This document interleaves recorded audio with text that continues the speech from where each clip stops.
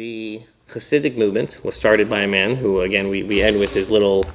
I try to do a little teaching of the Baal Shem Tov. I try to do a teaching of the Baal Shem Tov at the end of each class. We'll do another short one today. The founder of the Chassidic movement.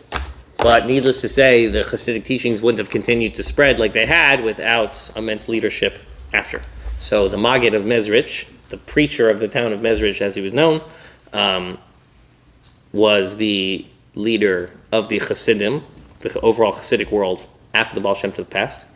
And he had, I believe, 60 primary disciples. And much like an incredible table of elders, so they would meet, the Maggid himself, he would bring for everyone, he would teach, he would give I don't want to say a shiur, not a class, but he would give Chassidus. He would teach the holy words of the Baal Shem Tov. And these students, all of them, again, the Maggid had thousands, millions of followers, but these were his primary disciples, and they all became big rabbis of big communities, big rebbeim in their own. One of them, the youngest one, the founder of the Chabad, the Baal movement. And one day this group had a problem. There was a Jew living in town, or rather the town next door, and these Chassidim would oftentimes, in an attempt to save the souls of other Jewish people, they would, much like we do modern day in Chabad, try to put tefillin on people. What did they do back then? They tried to get people to give charity. If they get somebody to give charity, so they do a mitzvah that infinitely binds them with God, and they would be closer to securing a world to come, a place in the world to come. And there was a miser, a very cheap Jew in the town next door. Surprise, who didn't want to give. He didn't want to give. For years they're trying with this guy and they can't get him to give. And they don't know what to do. Very, very wealthy Jew.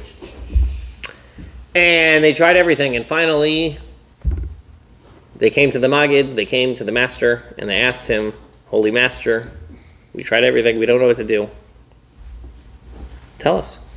He said, for this one, so you need Schneur, as he called him.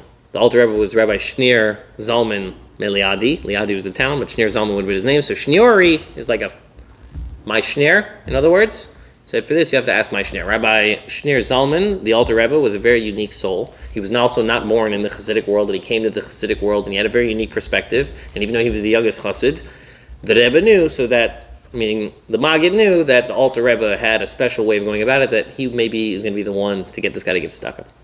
So accompanies the Alter Rebbe on this mission, after the Alter Rebbe agrees to go, is Reb Zusha Anipoli, who is known to be very, very famous chassid, an incredible, high soul, and Reb Levi Yitzchak Berditchev, who again, a big Rebbe, became a big Rebbe of the community of Berditchev, and he's known as the defender of the Jewish people, that this was a soul who he couldn't see a Jewish person in a negative light. He only saw the best in people. And so it was these three people who were sent on this mission. And they get to the guy's mansion, and there's 3 gates. There's a big gate at the outside. They get to the gate. The security comes.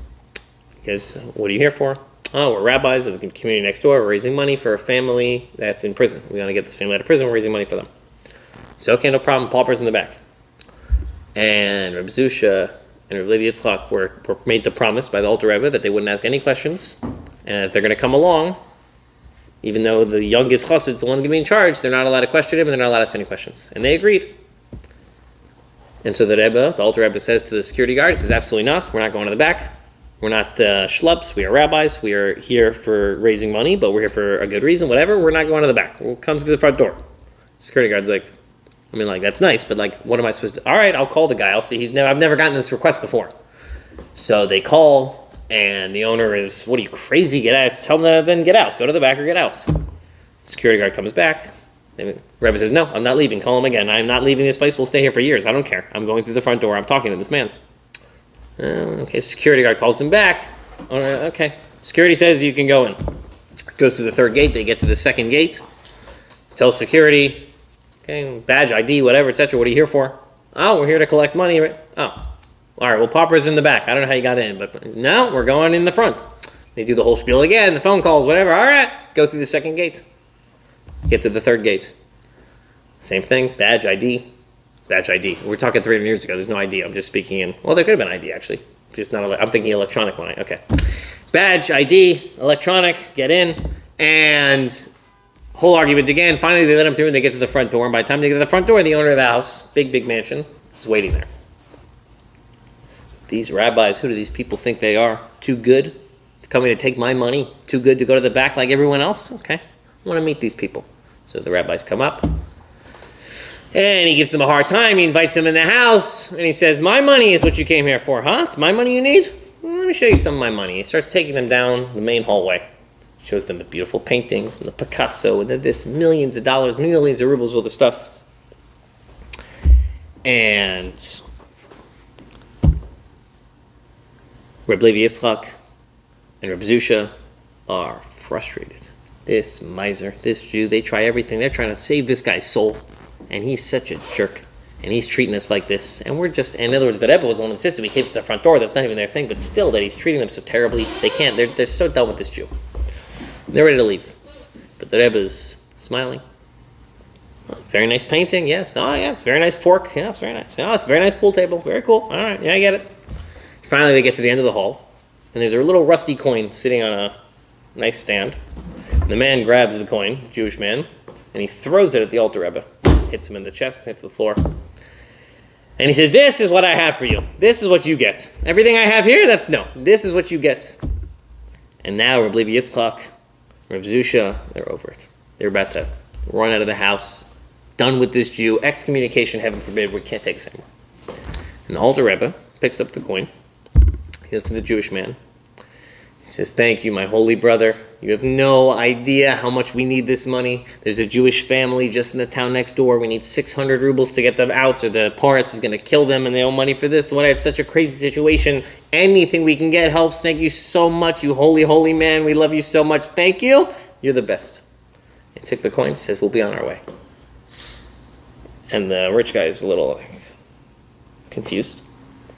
Whatever, Meshuggah crazy Jews. Just get out of my house. Walks into the front door. Walk to the Reb Zusha and Reb Levi Yitzchak are not happy. They're looking at the Rebbe like, how could you possibly treat this guy with any respect after this whole whatever? But they were not allowed to ask any questions. They walk out the first gate, and they get to the second gate, and they get to the third security gate, and the security guard comes out and says, stop right there. No. You got to go back. Let's go back. He says, he wants to talk to you. You got to go back. He told me to send you back. So, okay.